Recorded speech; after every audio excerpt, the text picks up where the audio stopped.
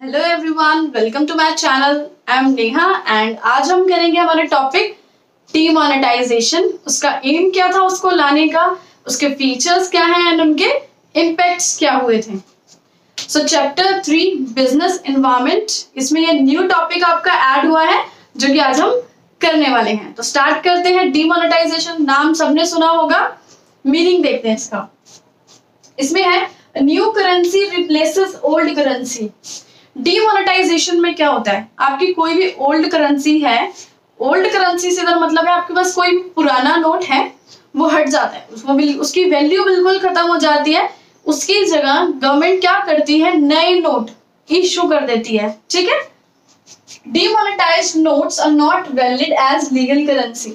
और जिन नोट्स को, जिस करेंसी को गवर्नमेंट बोल देती है कि भाई डीमोनेटाइज्ड हो गए, वो लीगल करेंसी नहीं रहती है, लीगली वैलिड नहीं होते हैं, मतलब उनका यूज जो है आप कहीं नहीं कर सकते हो। ठीक है, आगे देखते हैं। सो नवंबर 8, 2016 इसमें अनाउंसमेंट हुई थी।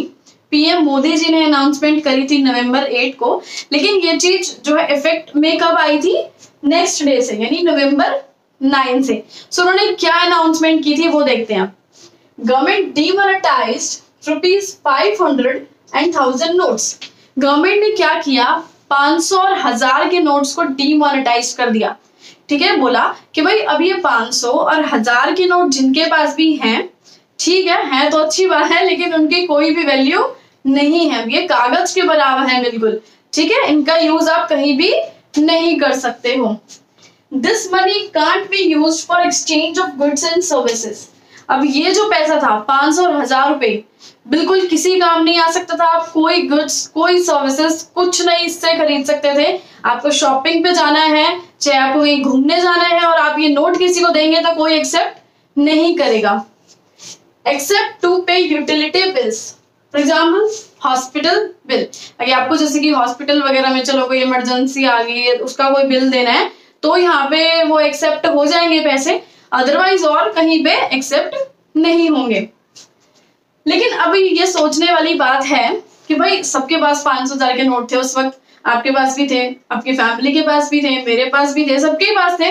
अब वो नोट, इतनी मेहनत से हमने वो पैसा कमाया है, वो तो बिल्कुल जीरो हो गया ना। अब क्या करें, कई लोग ऐसे होंगे जिनके पास बहुत सारा कैश पड़ा होगा, वो लोग क्या करेंगे।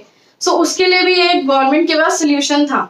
लोग क्या कर सकते थे, people could deposit old notes in banks and get new notes in exchange. ठीक है, अभी जैसे कि आपके पास कुछ पैसा था, ठीक है, मतलब पुराने नोट थे, तो आप क्या करेंगे, आप बैंक में जाएंगे और बैंक में जाके वो पुराने नोट दे देंगे, और गवर्नमेंट या फिर जो बैंक होगा, जिस बैंक में आप जाएंगे, वो बैंक आपको उसके बदले उतने ही नए नोट यानी नई करेंसी दे देगा। यहाँ पे एक वर्ड लिखा हुआ है अप टू अ लिमिट, यानी एक लिमिट थी। अब ऐसा नहीं है आपके पास 10 लाख रुपए कैश पड़ा है, आप एकदम से बैंक में गए और आपने 10 लाख रुपए दे दिए पुराने कैश, ठीक है, और उसके बदले आपको नई करेंसी मिल गई, ऐसा नहीं था, एक लिमिट थी। ठीक है, अगर जैसे कि आपको एटीएम से पैसा निकलवाना है तो उसकी लिमिट थी 2500 रुपए एक दिन के नए नोट निकलवाने की। ठीक है, अगर आपको बैंक में पैसा एक्सचेंज करवाना है तो उसकी आई थिंक 4000 समथिंग थी कि आप जाओ बैंक में पैसा जमा करवा दो और उसके बदले आपको बैंक नए नोट दे देगा। सो इसकी वजह से बहुत लोगों को प्रॉब्लम हो रही थी, काफी ज्यादा प्रॉब्लम हो रही थी, क्योंकि सबसे ज्यादा प्रॉब्लम किनको हो रही थी, जिनके पास ब्लैक मनी था। ब्लैक मनी यानी ऐसा मनी जिसपे लोग टैक्स नहीं देते हैं और उस इनकम को लोग छुपाते हैं गवर्नमेंट से, यानी किसी को नहीं बताते हैं, गवर्नमेंट को बिल्कुल नहीं बताते हैं कि मेरे को ये इनकम हुई है, और उस पर टैक्स भी पे नहीं करते हैं, चाहे उन्होंने कैसे भी कमाया हो, जैसे कि प्रॉपर्टी वगैरह बेच वगैरह के, है ना, या फिर कहीं चोरी वोरी करके, या जैसे भी है, कहीं से भी पैसा कमाया हो, अगर आप उस पर टैक्स नहीं देते हैं तो वो होता है ब्लैक मनी। सो उन लोगों को बहुत प्रॉब्लम हो रही थी। या फिर जिनके घर कोई फंक्शन वगैरह था, जैसे कि मैं थी, नेक्स्ट मंथ मेरी मैरिज थी, तो मुझे भी बहुत ज्यादा प्रॉब्लम हो रही थी। हम लोग शॉपिंग कम करते थे और बैंकों की लाइन में ज्यादा खड़े होते थे। सो इसका एम क्या था, भाई क्यों लाया गया, डीमोनेटाइजेशन करने का रीजन क्या था। गवर्नमेंट ने एकदम क्या सोचा कि रातों रात भाई नोट बंद कर दो। ठीक है, corruption and fake currency, fake currency बहुत ज्यादा हो रही थी। बाहर से पैसा आ रहा था और ऐसा पैसा आ रहा था बिल्कुल असली जैसा कोई पता नहीं लगा सकता कि भाई ये हमारा असली नोट है जो कि आरबीआई ने छापा है या फिर फेक करेंसी है, ठीक है, उस चीज को रोकने के लिए। Next is check on use of high denomination notes for illegal activities. Illegal activities में हाई डिनोमिनेशन नोट्स यूज होते हैं।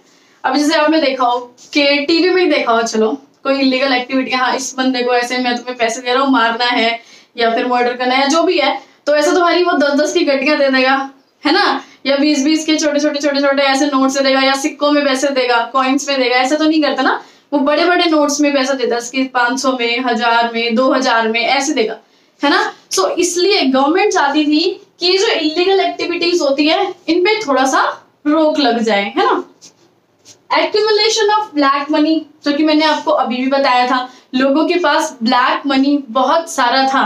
शायद आप लोगों ने न्यूज भी सुनी होगी कि इतने बड़े बड़े गट्ठर नोटों के ऐसे लोग पानी में बहा रहे हैं, क्योंकि वो क्या करेंगे, कुछ नहीं हो सकता ना नोटों का। बैंक में कितने दिन तक लाइनों में खड़े होंगे और 4-4 हजार रुपए एक्सचेंज करवाएंगे, पॉसिबल ही नहीं है ना। तो लोगों ने ऐसे ही वो फेंक दिया पैसा इतना सारा, और जिसको मिला उसकी भी कोई काम का नहीं था, क्योंकि वो बेचारा भी क्या करता, कितना एक्सचेंज करवाता।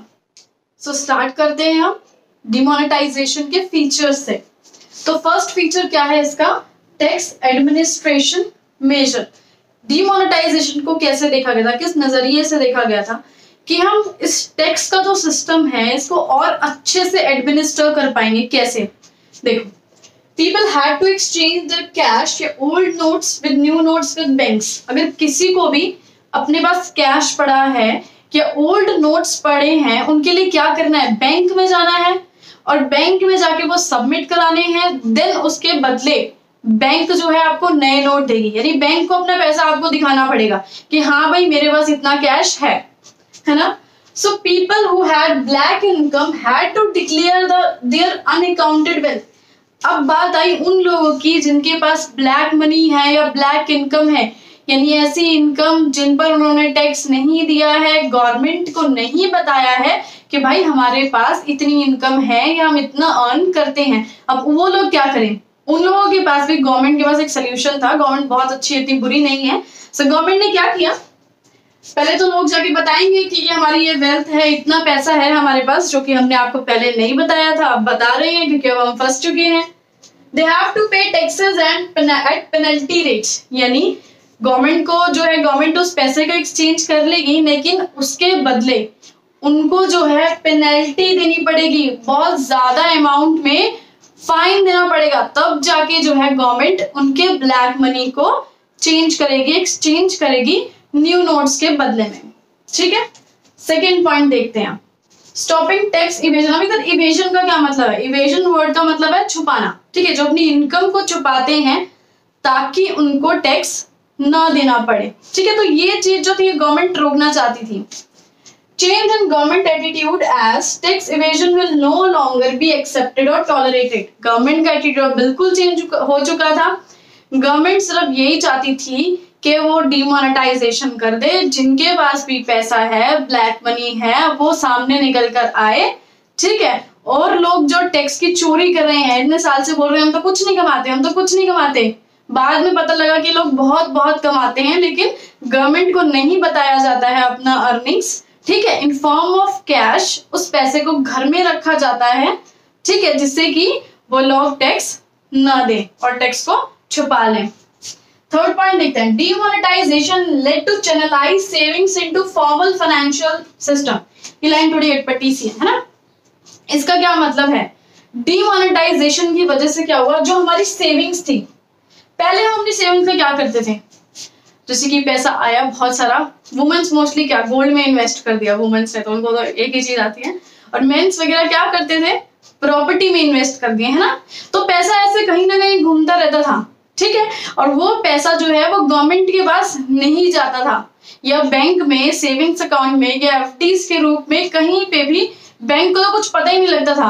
लोग कैसे कैसे करके कहीं ना कहीं पैसा इन्वेस्ट कर देते थे, और ऐसी जगह पैसा इन्वेस्ट करते थे कि कुछ पता ही नहीं लग पाता था गवर्नमेंट को, है ना। सो डिमोनेटाइजेशन की वजह से क्या हुआ, ये जो सेविंग्स थी, यानी लोगों की जो ब्लैक मनी थी, ब्लैक इनकम थी, वो कहाँ गई, फॉर्मल फाइनेंशियल सिस्टम। इसका मतलब है वो गई बैंक में, और बैंक ने क्या किया आगे, जैसे कि बैंक के पास हम पैसा डिपॉजिट कराते हैं तो बैंक क्या करती है, अपने पास रख तो ना लेती है कि संभाल के रख लिया और नोट गिने जा रही है आराम से और खुश हुई जा रही है, नहीं, वो आगे क्या करती है, आगे बिजनेस फर्म्स होते हैं उनको लोन पे दे देती है पैसा, है ना। और उनको लोन पे देने से क्या होता है, उनका जो है प्रोडक्शन कैपेसिटी वगैरह बढ़ता है, मशीन्स वो नई लेके आते हैं, एम्प्लॉयमेंट अपॉर्चुनिटीज क्रिएट करते हैं, उसका जो फाइनल बेनिफिट होता है वो हमें ही मिलता है ना। सो आगे बढ़ते हैं। फोर्थ पॉइंट है, गवर्नमेंट क्या चाहती थी, कैशलेस और कैश लाइट इकोनॉमी, यानी अपनी इकोनॉमी ऐसा बनाना चाहती थी कैशलेस, जहां पे कैश का यूज बहुत कम हो। अभी कैश का यूज ना हो तो आप क्या सोच रहे हैं, सब चीजें फ्री में एक्सचेंज हो जाएगी कि भाई तुम मेरे भाई हो, तुम ये ले लो मुझसे, वो ले लो, ऐसे ऐसा नहीं। कैशलेस से मतलब है promote digital transactions. Digital transaction से क्या मतलब है, पैसे का जो लेन देन है, एक्सचेंज है, वो कैसे होगा, डिजिटली। अब डिजिटली कैसे होगा, किसी को पे करना है कहीं से, नेट बैंकिंग यूज करो, पेटीएम यूज करो, फोन पे यूज करो, गूगल पे यूज करो, इन सब चीजों के थ्रू जो है ट्रांजैक्शंस हो। गवर्नमेंट ये चाहती थी, कैशलेस का मतलब है कैश का यूज कम हो, ठीक है, और डिजिटल ट्रांजैक्शंस जो है वो ज्यादा हो।